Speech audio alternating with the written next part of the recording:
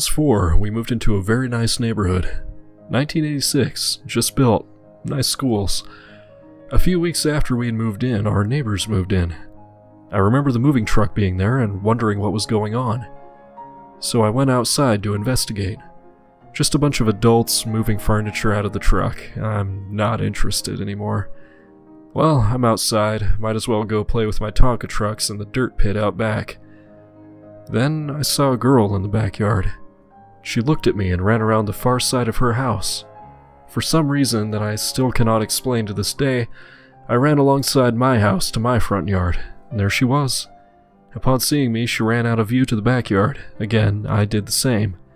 This stupid shit went on for a few more times before I said the 4-year-old version of fuck it and just walked over. After some awkward introductions, we became friends. We were born only 2 days apart, Capricorn bitches. Naturally, as we became friends, so did our parents. She was a bit tomboyish, so she ended up liking a lot of the stuff I did. I liked climbing trees, and so did she. I liked to play Tonkas in a dirt pit, a 6x6 spot in my yard my dad made for me. She was really into creating channels that represented rivers and making toothpick or popsicle stick bridges here and there. So she usually ended up playing the role of foreman, and I drove Tonkas around digging out her rivers. Naturally, we spent more time together than we did with friends of the same sex.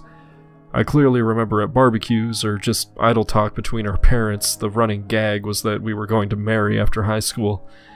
I think the fact that we were friends at such a young age and really enjoyed playing together eased the issue of leaving us alone together. As we got older, that leash that tied us to the house was removed. Around 9, we discovered that over the hill behind the houses existed a forest.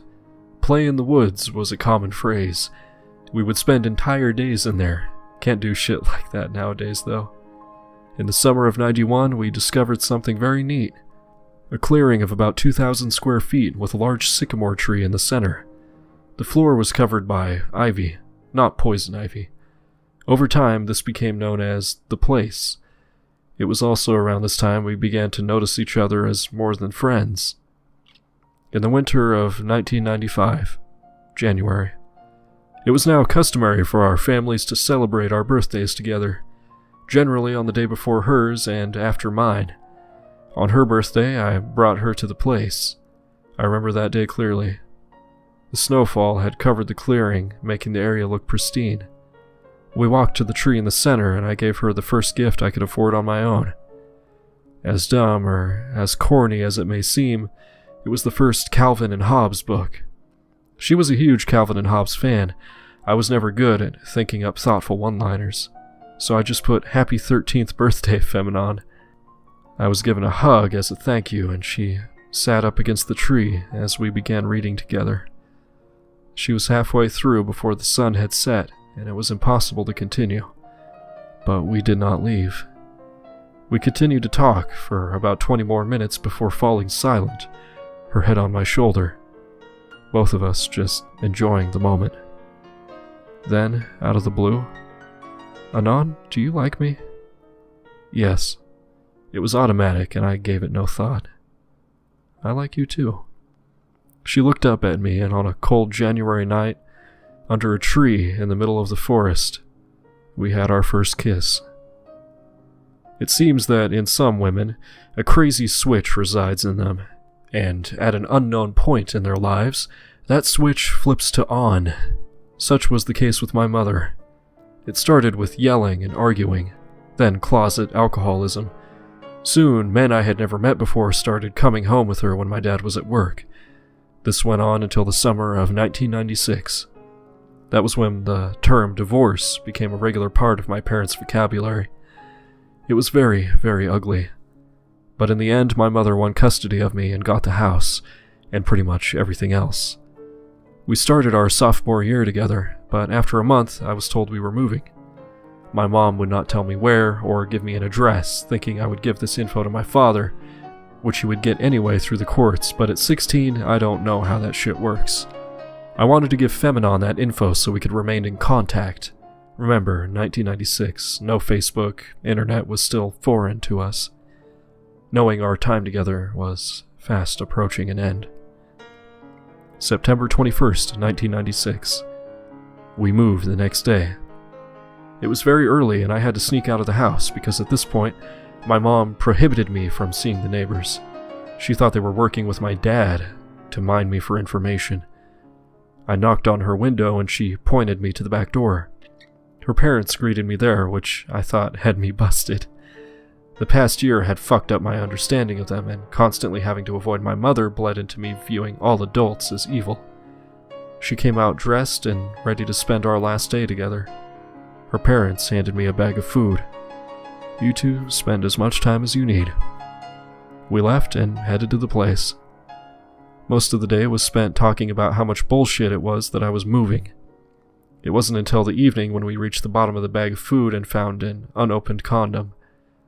Instead of trying to discover how it got there, nature took over.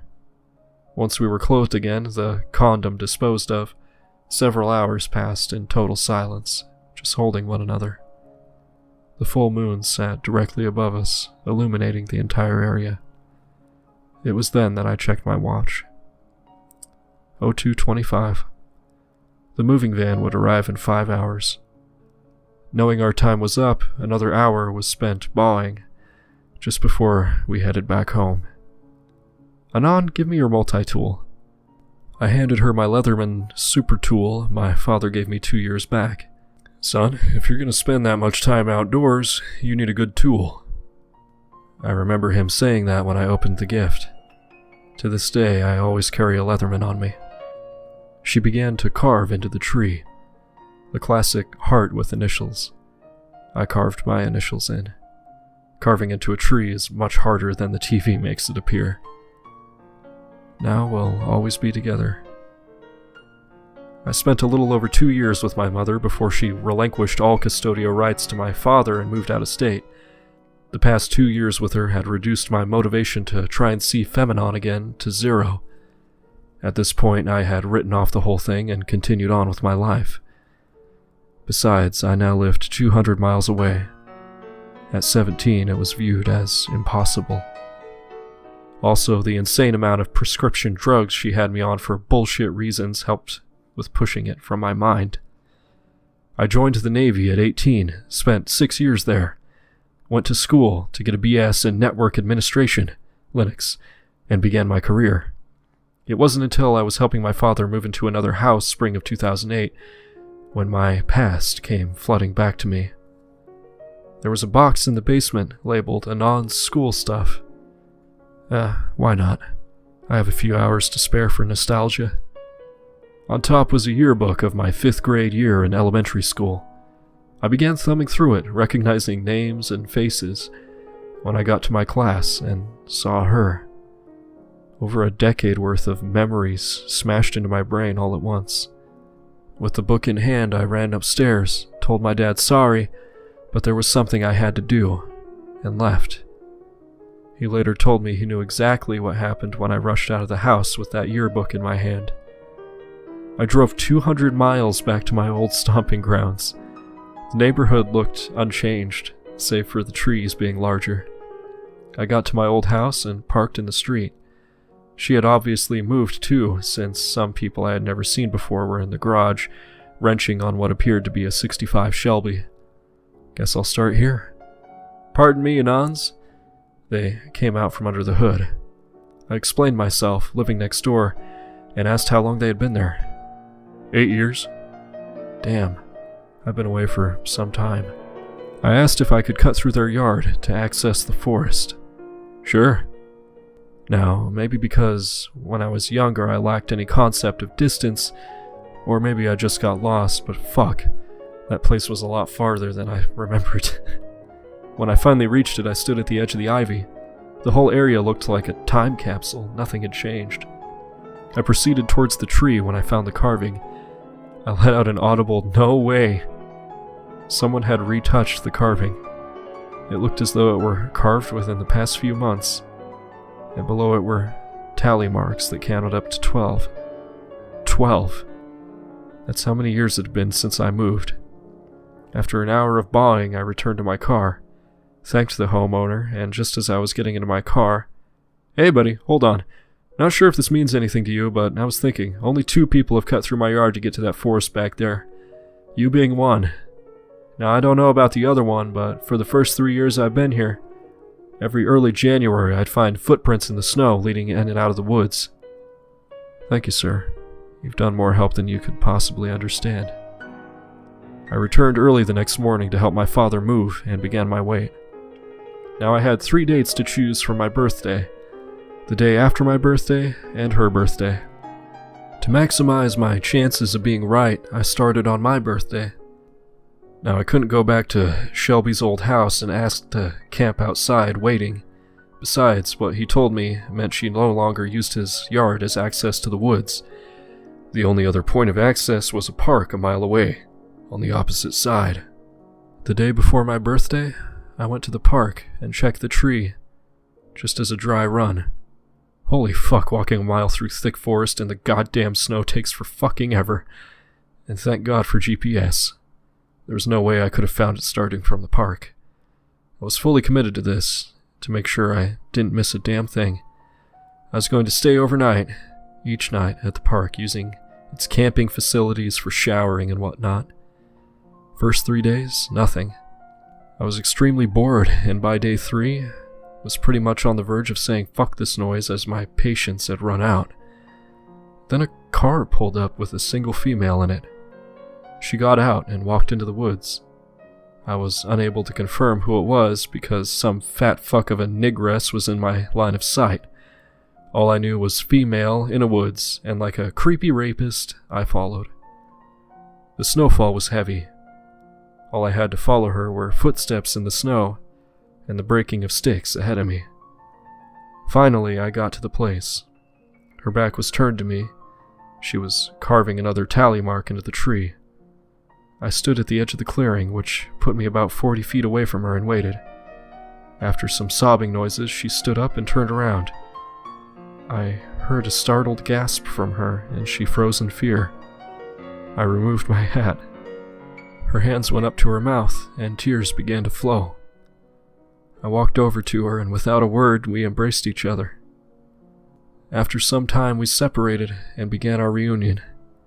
I explained the whole deal to her, what happened after I moved, etc. Hours passed there until it was dark again. This seems to be a thing with us. Whenever we're both at that tree, we never leave until it's dark. She never married. She dated, but she said none of them felt right like we did. What I did find amusing was that she went to school for and became a civil engineer. Considering the billions of toothpicks and popsicle sticks she used when making various bridges and buildings, it made sense. We spent the next few nights at her place catching up.